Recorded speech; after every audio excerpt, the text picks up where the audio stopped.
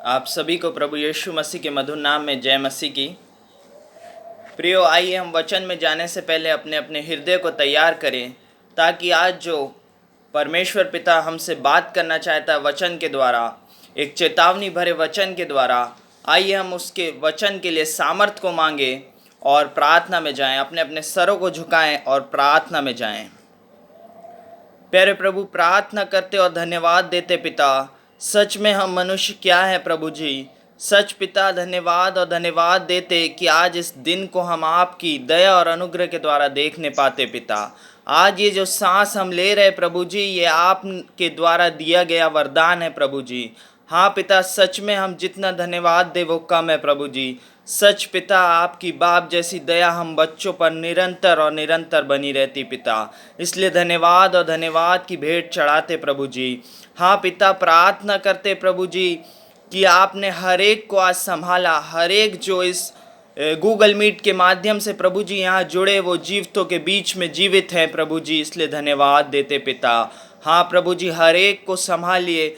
हर एक जो जुड़ा है प्रभु जी, हर एक जो आपके वचन को सुन रहा है पिता, हर एक को अपने पवित्र आत्मा से भर दीजिए पिता, ताकि आज हम सभी को ऐसी शक्ति और ऐसी सामर्थ, ऐसी बुद्धि दीजिए पिता, कि आपका जो वचन बोया जाने वाला है पिता, होने दीजिए वो 100 गुना फल लाने वाला हो सके।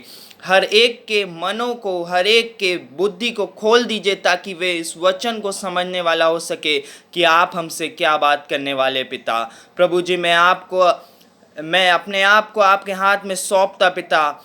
मुझे अपने सामर्थ, अपने पवित्र आत्मा से भर दीजिए प्रभु जी, ताकि प्रभु जी मैं नहीं परंतु मेरे मुख के द्वारा आप जो हमसे बात करना चाहते हैं वे मैं बोलने पाऊँ प्रभु जी। इस छोटी सी प्रार्थना को आपके प्यारे बेटे ख्रीष्ट के नाम से मांग लेते हैं। सुनिए और ग्रहण कीजिए। आमीन।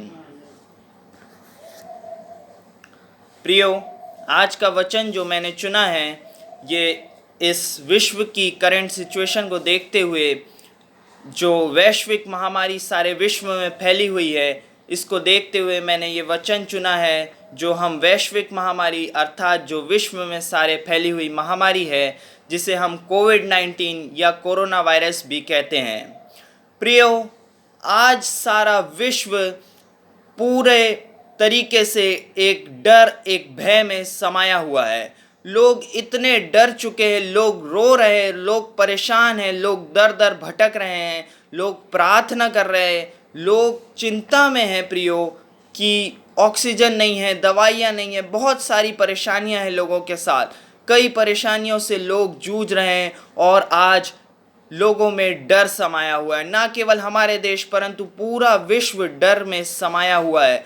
और पवित्र शास्त्र के कई ऐसे वचन हैं प्रियो, जो मैं आपको आज बताऊंगा, जो सारी भविष्यवाणियां आज नहीं किंतु कई वर्षों पूर्व की गई थी, और वो सारी भविष्यवाणियां एक एक कर पूरी हो रही। लोग इतने डरे हुए हैं, यहाँ तक कि अपने प्रियो को मिट्टी देने भी नहीं जा पा रहे। इतना डर लोगों के अंदर समा गया है। और ऐसे ही एक भविष्यवाणी यिर्मयाह भविष्यवक्ता के द्वारा कही गई थी। निकाले मेरे साथ यिर्मयाह 16:4 में, देखिए वचन क्या कहता है। यिर्मयाह उसका 16वां अध्याय और 4 पद। उसके विषय यहोवा यूं कहता है, वे बुरी बुरी बीमारियों से मरेंगे, उनके लिए कोई छाती ना पीटेगा, ना उनको मिट्टी देगा। वे भूमि के ऊपर खाद के समान पड़े रहेंगे, वे तलवार और महंगी से मर मिटेंगे, और उनके शव आकाश के पक्षियों और मैदान के पशुओं का आहार होंगे। यहाँ पर वचन साफ कहता है कि उनके लिए कोई छाती ना पीटेगा, ना उनको मिट्टी देगा। ये सारी बातें आज हम अच्छी तरीके से जानते, विश्व में ये सारी बातें एक एक कर पूरी हो रही है, कि हम अपने प्रियों की मिट्टी में नहीं जा पा रहे हैं और लाशों का ढेर लगा हुआ है। आमोस भविष्यवक्ता की भी ये भविष्यवाणी यहाँ पर पूरी होती है। हम निकालें आमोस 8:3 में, देखिए वचन क्या कहता है। आमोस 8:3, परमेश्वर यहोवा की यह वाणी है, उस दिन राज मंदिर के गीत हाहाकार में बदल जाएंगे, और शवों का बड़ा ढेर लगेगा, और सब स्थान में वे चुपचाप फेंक दिए जाएंगे। ये सारी बातें प्रियो बाइबल की आज पूरी हो रही है, कि शवों का बड़ा ढेर लगेगा। सच में आज हम जानते, आज हम न्यूज़ और मीडिया के माध्यम से देखते हैं कि कितने शवों का ढेर लगा हुआ है और इतनी तकलीफ में लोग हैं, लोगों में डर समाया हुआ है और शवों को चुपचाप फेंक दिया जा रहा है, कोई भी मट्टी में नहीं जा पा रहा। और अपने प्रियो की कई ऐसी न्यूज़ मैंने सुनी कि अपने प्रियो की मट्टी में नहीं जा पा रहे और उनके कॉफन बॉक्स तक को गड्ढे में नहीं उतार पा रहे प्रियो, उसके लिए भी लोग बाहर से लोग हायर करें। आज ऐसी स्थिति है। क्या प्रियो हम जानते कि ये स्थिति या ये महामारी किसके द्वारा इस संसार में आई? प्रियो, मैं आपको बताना चाहता हूँ ये महामारी हमारे ही पापों के कारण परमेश्वर पिता के द्वारा हम लोगों पर इस संसार में आई। अब प्रियो, ये सवाल है कि हमारे मनों में एक प्रश्न उठता है कि ऐसे समय में हम मसीह लोगों को क्या करना चाहिए? क्या हमें इस महामारी से डरना चाहिए या इस महामारी से नहीं डरना चाहिए? आज दो बातें मैं आपको यहाँ पर बताना चाहता हूँ कि क्या आज हम इससे महामारी से डरना चाहिए या इस महामारी से हमें नहीं डरना चाहिए। ये दो बातें हैं जो हम मसीहों को करना है और हमें क्या करना है, हमें किस राह पर जाना है। क्या हमें इस महामारी से नहीं डरना है या इस महामारी से हमें डरना है? पहली बात जो मेरी है, यदि पाप हमारे जीवन में नहीं है तो हमें डरने की ज़रूरत नहीं है। मैं फिर कहूँगा, यदि पाप हमारे जीवनों में नहीं है तो हमें डरने की ज़रूरत नहीं है। वचन कहता है मत डर। निकाले मेरे साथ यशायाह उसका 43वां अध्याय और पहला पद। यशायाह 43 चैप्टर और उसका पहला पद क्या कहता है? हे इज़राइल तेरा रचने वाला और हे याकूब तेरा सिरजनहार यहोवा अब यो कहता है, मत डर, क्योंकि मैंने तुझे छुड़ा लिया है, मैंने तुझे नाम लेकर बुलाया है, तू मेरा ही है। यहाँ पर परमेश्वर का वचन साफ तरीके से आपको कहता है, मत डर क्योंकि मैंने तुझे छुड़ा लिया है। परमेश्वर पिता ने अपने इकलौते पुत्र को भेजकर उस कलवरी के क्रूस पर प्रभु यीशु मसीह के बलिदान के द्वारा हमें अपने पापों से क्षमा प्राप्त हुई, अर्थात हमारे पापों का छुटकारा हो चुका है, हमें हमारे पापों से छुड़ा लिया गया है प्रिय। और वचन यही कहता है, मत डर क्योंकि मैंने तुझे छुड़ा लिया है। और ये वचन हमें सामर्थ्य देता है कि हमें डरना नहीं है। इसी तरीके से एक और वचन है यशायाह 41 उसके 9 और 10 में वचन कहता है, यशायाह 41 9 और 10 में, तू जिसने मैंने पृथ्वी के दूर दूर के देशों से लिया है और पृथ्वी की छोर से बुलाकर यह कहा है, तू मेरा दास है, मैंने तुझे चुना है और तजा नहीं, मत डर क्योंकि मैं तेरे संग हूँ, इधर उधर मत ताक क्योंकि मैं तेरा परमेश्वर हूँ, मैं तुझे दृढ़ करूँगा और तेरी सहायता करूँगा, अपने धर्म में दाहिने हाथ से मैं तुझे संभाले रहूँगा। कितना अद्भुत वचन हमें सामर्थ्य देता है। ऐसी महामारी स्थिति में ये वचन हमें सामर्थ्य देता है कि मत डर क्योंकि मैं तेरे साथ हूँ। हालेलुया, प्रभु का धन्यवाद दे प्रियो कि प्रभु का जीवित और सामर्थी वचन हमको धाड़स और हिम्मत देता है कि मत डर, मैं तेरे साथ हूँ। प्रियो, सच में प्रभु यीशु मसीह परमेश्वर पिता हमारे साथ है, लेकिन हमें समझना होगा। आज मैं आपको एक चेतावनी के साथ यहाँ पर एक बात बताना चाहता हूँ कि वचन तो परमेश्वर पिता की प्रतिज्ञा तो हमसे है कि मत डर, मैं तेरे संग हूँ। हम कहते हैं यहोवा मेरा चरवाहा है, मुझे कुछ घटी ना होगी। बात परमेश्वर पिता की जो प्रतिज्ञा है वो तो सच है, लेकिन यहाँ पर क्या सच में हम उस प्रतिज्ञा पर चलते हैं? क्या हम परमेश्वर की इच्छाओं पर चलते हैं? मैं आपको पहली बात बताया कि यदि हमारे जीवन में पाप नहीं है तो हमें डरने की ज़रूरत नहीं है। और वचन हमसे यही कहता है कि मत डर, मैं तेरे संग हूँ। लेकिन यहाँ पर मैं एक सवाल आज हम अपने जीवनों में पूछे, क्या आज सच में हमें डरने की ज़रूरत नहीं है? क्या आज सच में परमेश्वर पिता हमारे साथ है। प्रियो, आइए वचन निकाले। वचन क्या कहता है?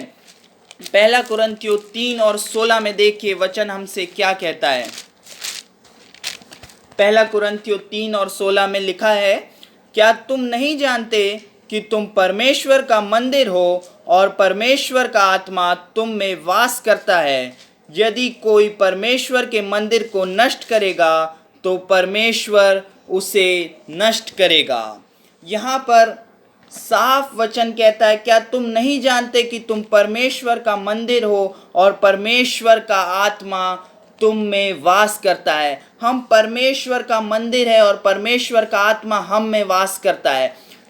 परमेश्वर का आत्मा हम में तब वास करेगा प्रियो, जब हमारे जीवनों में पाप नहीं होगा और परमेश्वर उस पवित्र स्थान पर रहता है। हमें क्या हमारे जीवनों में, आज हम अपने आप से पूछे, क्या हमारे जीवनों में पाप नहीं है? और अगर पाप नहीं है तो सच में हमें डरने की ज़रूरत नहीं है, क्योंकि परमेश्वर पिता हमारे संग संग है। लेकिन यहाँ पर अगर हमारे जीवनों में पाप है तो हमें डरने की ज़रूरत है प्रियो, क्योंकि वचन आगे इसी में कहता है। पहला कुरिन्थियों 3:17 में देखिए, यदि कोई परमेश्वर के मंदिर को नष्ट करेगा तो परमेश्वर उसे नष्ट करेगा, क्योंकि परमेश्वर का मंदिर पवित्र है और वो तुम हो। प्रियो, वचन साफ और स्पष्ट शब्दों में यहाँ हमें चेताता है और बताता है कि परमेश्वर के मंदिर को कोई नष्ट करेगा तो परमेश्वर भी उसे नष्ट करेगा। प्रियो, यहाँ पर हमें इस बात को समझना है कि परमेश्वर पिता अर्थात हमारा यीशु मसीह उस पवित्र स्थान में रहता है, और अगर हम उस पवित्र स्थान अर्थात हमारी जो आत्मा है उसको हम गंदा करेंगे, उसको हम अपवित्र करेंगे, अगर हमारे अंदर पाप होगा और हम पाप में लिप्त रहेंगे, तो निश्चित जानिए कि हमारे साथ हमारा परमेश्वर पिता नहीं रहेगा, क्योंकि पाप और पवित्र का कभी मेल नहीं होता। अपवित्र और पवित्र चीज़ों का मेल नहीं होता। परमेश्वर पिता हमारा पवित्र है और वो अपवित्र स्थान पर नहीं पाया जाता। इसलिए आज लोग डर रहे हैं और काँप रहे हैं। क्यों? क्योंकि वे परमेश्वर से दूर होते जा रहे हैं, क्योंकि लोग पाप कर रहे हैं और वो परमेश्वर से दूर होते जा रहे हैं। इसलिए आज लोग घबराए हुए हैं। प्रियो, मैं आपको 3 मुख्य पाप के बारे में आज बताऊंगा, जिसके कारण ये संसार डरा हुआ है और खौफ में है। प्रियो, आज अगर हमारे जीवनों में ये 3 मुख्य पाप पाए जाते हैं तो निश्चित जानिए हमें डरने की ज़रूरत है। पहला और सबसे भयानक पाप जो परमेश्वर की दृष्टि में सबसे बुरा पाप है वो है व्यभिचार। निकाले मेरे साथ लय व्यवस्था उसका 20वां अध्याय और 10वां पद में वचन क्या कहता है। निकालिए लय व्यवस्था 20वां अध्याय और 10वां पद। लय व्यवस्था 20 और 10 में देखिए वचन क्या कहता है। फिर यदि कोई पराई स्त्री के साथ व्यभिचार करे तो जिसने किसी दूसरी की स्त्री के साथ व्यभिचार किया हो तो वह व्यभिचारी और वह व्यभिचारिणी दोनों निश्चित क्या किए जाएंगे? मार डाले जाएंगे। परमेश्वर का वचन साफ और स्पष्ट शब्दों में हमें चिताता है कि अगर कोई व्यभिचार करता है तो उसकी सज़ा क्या है, उसका प्रतिफल क्या है, वो मार डाले जाएंगे। निश्चित आज इस संसार में प्रियो व्यभिचार का जो पाप है वो इतना फैल चुका है, इतना भयानक फैल चुका है कि आज सारा संसार इस पाप में डूबा हुआ है, और इस पाप के कारण ही आज जो हम ये महामारी से ग्रसित है, ये हमारे ही पापों का प्रतिफल है प्रियो। और दूसरा जो भयानक पाप है परमेश्वर की दृष्टि में, वो मेरे साथ निकाल लें। हम अच्छी तरीके से जानते हैं 10 आज्ञाओं में परमेश्वर पिता ने मूसा के द्वारा भी इन बातों को बताया। मूर्ति पूजा जो सबसे भयानक पाप है वो दूसरा है, वो मूर्ति पूजा है। निर्गमन 20 और 4 से 6 में देखिए वचन क्या कहता है। निर्गमन 20 और 4 से 6 में, तू अपने लिए कोई मूर्ति खोद कर ना बनाना, ना किसी की प्रतिमा बनाना जो आकाश में या पृथ्वी पर या पृथ्वी के जल में है। तू उसको दंडवत ना करना और उसकी उपासना ना करना, क्योंकि मैं तेरा परमेश्वर यहोवा जलन रखने वाला परमेश्वर हूँ। यहाँ वचन साफ कहता है, मैं तेरा परमेश्वर यहोवा जलन रखने वाला परमेश्वर हूँ, और जो मुझसे बैर रखते हैं उनके बेटे, पोते और परपोतों को भी पितरों का दंड दिया करता हूँ। ये दंड हमें हमारे पितरों के द्वारा भी मिल सकता है, क्योंकि यहाँ वचन साफ कहता है, जो मुझसे बैर रखते हैं उनके बेटे, पोते और परपोतों को भी पितरों का दंड दिया करता हूँ, और जो मुझसे प्रेम रखते हैं और मेरी आज्ञाओं को मानते हैं उन हजारों पर करुणा किया करता हूँ। हालेलुया। प्रभु का वचन हमेशा हमें धाड़स और सामर्थ देता है कि जो परमेश्वर पिता से प्रेम करते हैं और उसकी आज्ञाओं को मानते हैं उस पर वो करुणा करता है। प्रियो, कितना अद्भुत वचन। लेकिन जो उसकी आज्ञाओं को तोड़ते हैं उनको वो भयानक दंड देता है। वचन साफ हमें यहाँ पर स्पष्ट कर देता है कि अगर आप उसकी राह पर चल रहे हैं तो निश्चित जानिए आपको डरने की ज़रूरत नहीं है, आपको घबराने की ज़रूरत नहीं है। लेकिन अगर आप उसकी आज्ञा, आप उसकी इच्छा पर नहीं चल रहे तो निश्चित जानिए अब समय आ गया है, अब आपको डरने की ज़रूरत है। तीसरा और मुख्य पाप जो है वो है संसार और उसकी अभिलाषाएं, जो हमें मिलता है पहला यूहन्ना उसका 2 अध्याय और 15 से 17 पद तक। पहला यूहन्ना 2 अध्याय 15 से 17 पद तक।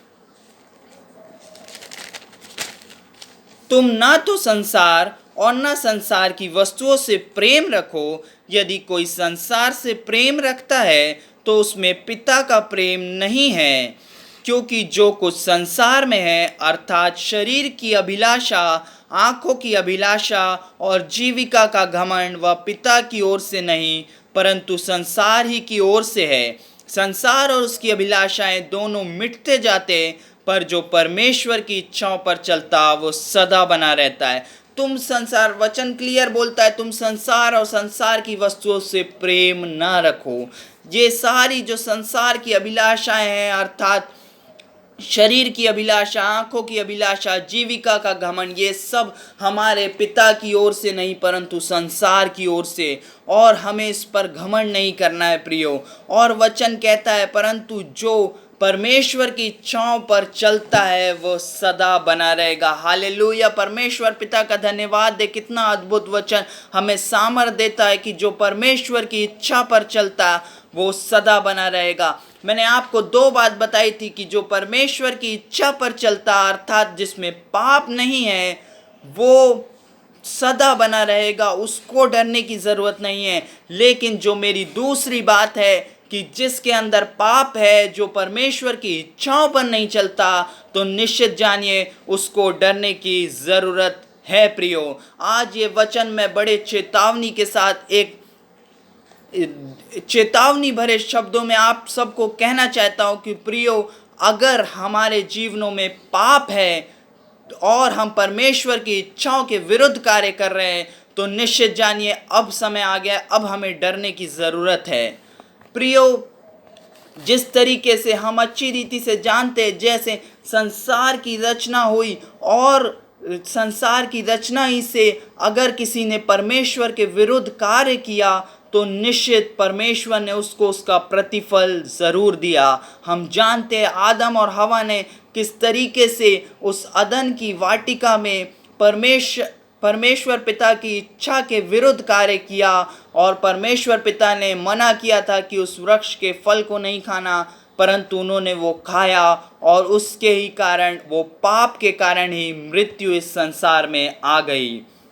अर्थात प्रियो, अगर हम भी परमेश्वर पिता की इच्छाओं के विरुद्ध कार्य करेंगे तो उसका प्रतिफल निश्चित हमें भुगतना होगा। इसी तरीके से हम जानते कि जिस तरीके से नूह के समय में भी संसार में पाप बढ़ता चला गया और परमेश्वर पिता ने देखा कि संसार के लोग पाप में लिप्त हैं, अर्थात वे विचार, मूर्ति पूजा और संसार और उसकी अभिलाषा, ये सारे जितने पाप थे उस समय के लोग, संसार के लोग, इतना पाप बढ़ गया था कि वे सारे उस पाप में लिप्त थे।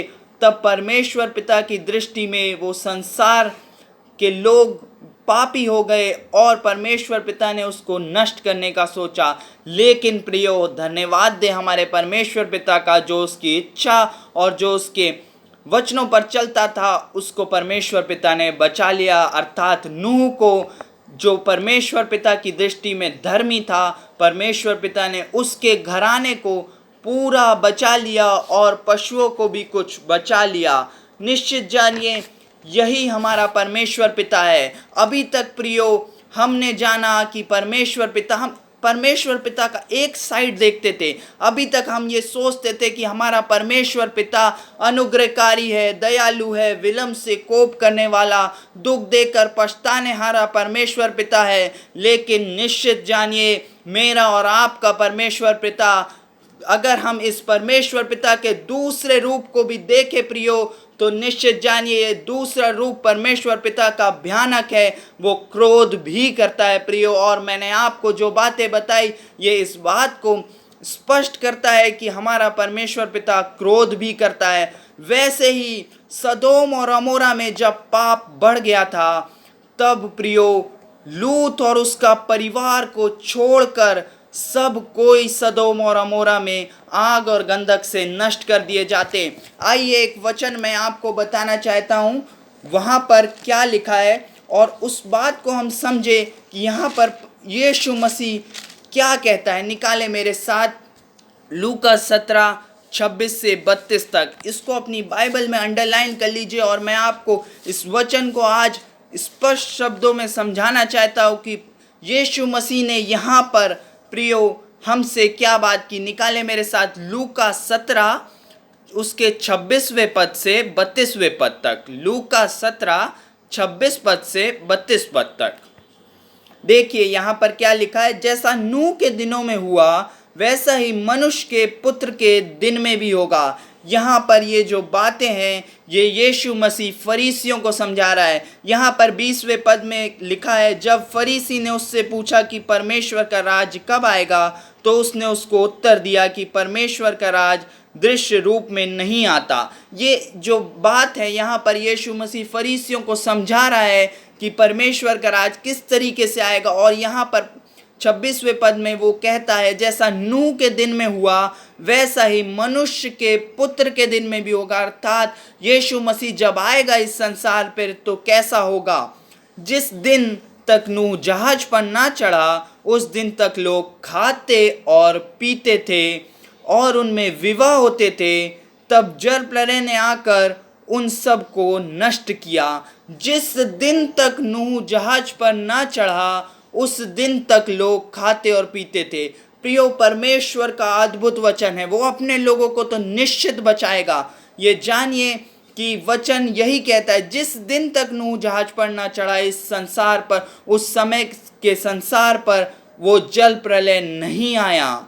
लेकिन जैसे ही नूह जहाज पर चढ़ता है, जल प्रलय आता और सारे संसार को उस जल प्रलय से नष्ट कर देता है। प्रियो, जो धर्मी है वो तो बचा लिया जाएगा, परंतु जो पाप कर रहे हैं वो निश्चित उसका प्रतिफल भोगेंगे। और आगे इसी 28 पद में लिखा है, और जैसा लूत के दिनों में भी हुआ कि लोग खाते पीते थे, लेन देन करते, पेड़ लगाते और घर बनाते थे, परंतु जिस दिन लूत सदोम से निकला, उस दिन आग और गंधक आकाश से बरसी और सबको नष्ट कर दिया। जिस दिन लूत सदोम से निकला, हम जानते हैं कि किस तरीके से। इस घटना को मैं ज़्यादा डीप में आपको नहीं बताऊंगा। हम अच्छी तरीके से जानते हैं कि 2 स्वर्गदूत परमेश्वर पिता की ओर से भेजे गए और यहाँ पर लूत और उसके परिवार को कहा कि तू सदोम से निकलकर सुआर को चला जा। और लूत जब सदोम से निकलकर सुआर को जाता है, परमेश्वर के वो दूत यहाँ पर इस बात को स्पष्ट करते हैं और लूत और उसके परिवार को यहाँ पर एक चेतावनी देते हैं कि तू निकल और सुआर को चला जा, लेकिन क्या करना, पीछे मुड़कर मत देखना। परमेश्वर पिता का वचन यही कहा कि पीछे मुड़कर मत देखना। और हम जानते कि आगे इसमें देखिए, मैं आपको बताऊंगा, मैं आपको बार बार इस बात को याद रखे कि वचन कहा, परमेश्वर पिता का वचन लूत के परिवार के लिए कहा कि पीछे मुड़कर ना देखना। अब आगे देखिए क्या कहता है वचन, मनुष्य के पुत्र के प्रकट होने के दिन भी ऐसा ही होगा। यही सब बातें होंगी मनुष्य के पुत्र के प्रकट होने के दिन की। लोग आनंद करते रहेंगे, लोग अपने सांसारिकता में मग्न रहेंगे, लेकिन जो धर्मी है वे बचा लिए जाएंगे। लेकिन जो पाप में लिप्त है, जो इस संसार में लिप्त है, वे निश्चित उसका प्रतिफल भोगेंगे। और आगे वचन कहता उस दिन, देखिए किस दिन, उस दिन जो छत पर हो और उसका सामान घर पर हो वह उसे लेने को ना उतरे, वैसे ही जो खेत में हो वह पीछे ना लौटे। लूत की पत्नी को स्मरण रखो। इस बात को अपने बाइबल में अंडरलाइन कर लीजिए, पद 31 और पद 32। यहाँ पर वचन स्पष्ट शब्दों में कहता है उस दिन जो छत पर हो उसका सामान घर पर हो वह उसे लेने को ना उतरे, और वैसे ही जो खेत में हो वह पीछे ना लौटे। लूत की पत्नी को स्मरण रखो। मैंने आपको बताया था कि सदोम और अमोरा में जब परमेश्वर के दूत आते तो लूत के परिवार को क्या कहते? लूत के परिवार को कहते निकल सदोम से और सुआर को चला जा और पीछे मुड़कर ना देखना। परमेश्वर का वचन यहाँ पर यीशु मसीह भी फरीसियों को इस बात को कह रहे कि तुम पीछे ना लौटना, ना लौटो, क्योंकि लूत की पत्नी को स्मरण रखो। हम अच्छी तरीके से जानते कि लूत की पत्नी क्या बन गई थी प्रियो। लूत की पत्नी नमक का खंभा बन गई थी।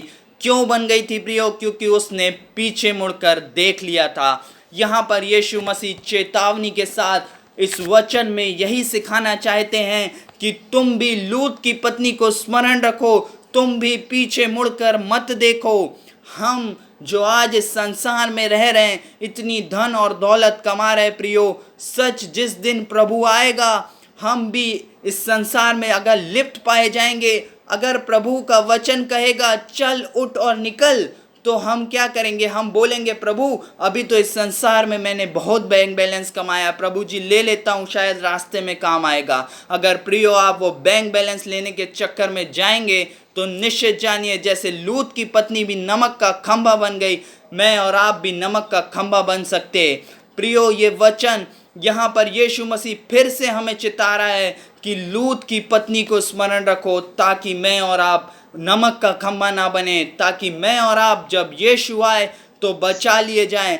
प्रियो यही वचन आज चेतावनी भरा हमें एक संदेश देता है कि निश्चित अब समय आ गया है कि हमें परमेश्वर पिता की राह पर चलना है। अगर हम परमेश्वर पिता की राह पर अब तक नहीं चल रहे हैं तो निश्चित जानिए कि हमें उसका प्रतिफल तो भोगना होगा। और इसी प्रकार प्रियो लेकिन प्रभु की दया भी है लोगों पर। कई ऐसे नगर हैं, कई ऐसे शहर हैं जिस पर प्रभु दया करता है प्रियो। हम अच्छी तरीके से इस कहानी को भी जानते हैं। और इसी प्रकार नीनवे जो एक ऐसा नगर था जहाँ पर पाप बढ़ गया था, और नीनवे के लोगों पर भी वे विचार, मूर्ति पूजा, संसार की अभिलाषाओं में लिप्त थे नीनवे के लोग। लेकिन मेरे और आपके प्रभु ने वहाँ पर अपने दास योना को भेजा, और योना जाकर उस नीनवे शहर में जब वहाँ पर वचन का प्रचार करता है और उनको कहता है कि अपने अपने पापों से फिर जाओ, तो प्रियो वहाँ पर वचन क्या कहता है? निकाले मेरे साथ योना 3 में वचन क्या कहता है? योना 3 5 से 10 में देखिए क्या कहता है वचन।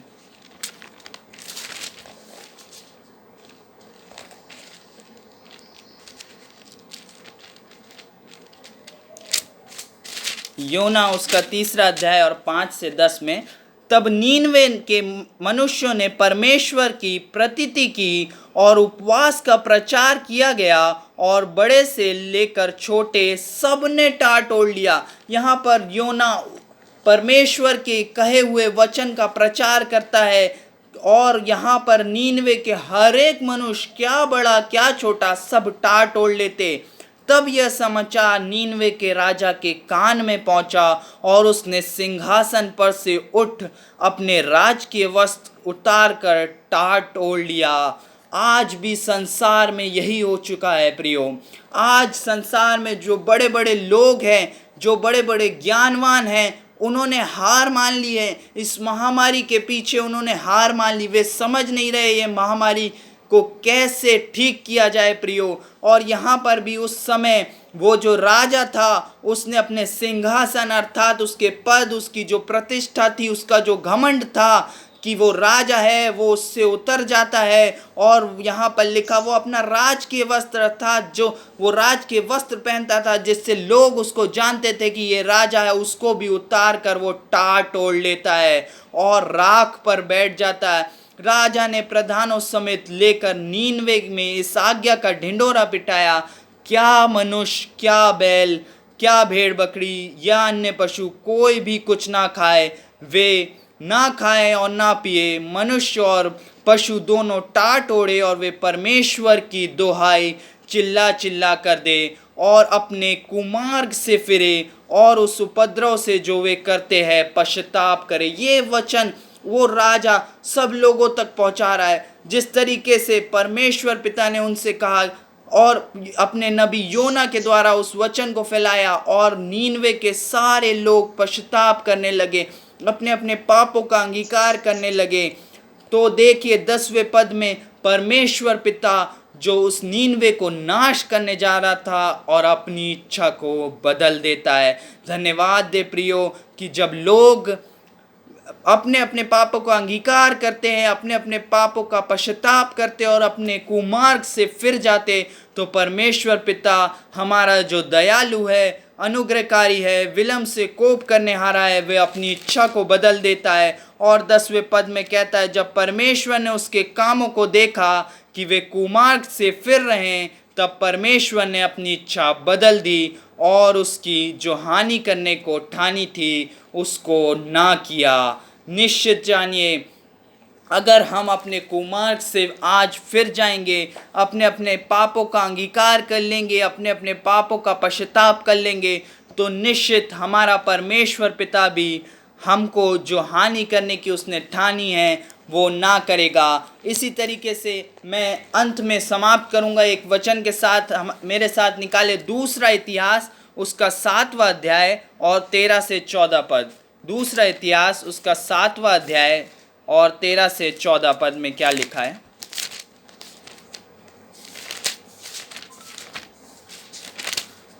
यदि मैं आकाश को ऐसा बंद करूं कि वर्षा ना हो, या टिड्डियों को देश उजाड़ने की आज्ञा दूं, या अपनी प्रजा में मरी फैलाऊं, तब यदि मेरी प्रजा के लोग जो मेरे कहलाते हैं, तब यदि मेरी प्रजा के लोग जो मेरे कहलाते हैं क्या होकर प्रार्थना करेंगे। वचन साफ कहता है दीन होकर प्रार्थना करे और मेरे दर्शन के खोजी होकर अपनी बुरी चाल से फिरे, तो मैं स्वर्ग से सुनकर उसका पाप क्षमा करूंगा और उसके देश को ज्यों का त्यों कर दूंगा। आज भी यही समय है प्रियो कि हमें दीन और नम्र होकर प्रभु से प्रार्थना करना और अपनी बुरी चाल से फिर जाना है।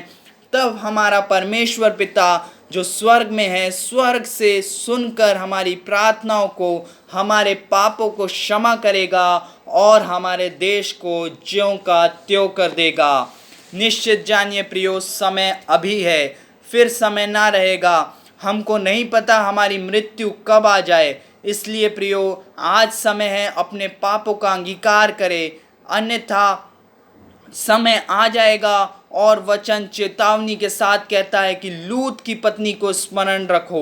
हाँ प्रियो, हमें उस लूत की पत्नी को स्मरण रखना है ताकि हम नमक का खंबा ना बन जाएं। प्रियो इन बातों को जाने, इन बातों का एनालिसिस करें अपने जीवन में कि आज हम कहाँ जी रहे हैं। अगर हम प्रभु के साथ चल रहे हैं और प्रभु के साथ अपना जीवन व्यतीत कर रहे हैं, अगर हमारे जीवनों में पाप नहीं है, तो निश्चित जानिए इस महामारी से हमें डरने की ज़रूरत नहीं है, क्योंकि परमेश्वर सामर्थ देता और वो कहता है मत डर क्योंकि मैं तेरे संग हूँ। लेकिन प्रियो इस दूसरे भाग को हम ये भी जाने कि अगर हम परमेश्वर पिता की इच्छा पर नहीं चल रहे, अगर हम परमेश्वर पिता की राह पर नहीं चल रहे और हम इस संसार के पाप में फंसे हुए हैं, तो निश्चित जानिए हमें डरने की आवश्यकता है। समय अभी है, हम अपने अपने पापों का अंगीकार कर ले, अपने अपने पापों को मान ले, ताकि परमेश्वर पिता हमारे पापों को क्षमा करे, ताकि जब यीशु आए तो हम उसके साथ बादलों पर उठा लिए जाए और बचा लिए जाए। प्रभु इस वचन के द्वारा आप सभी को आशीषित करे। जय मसीह की।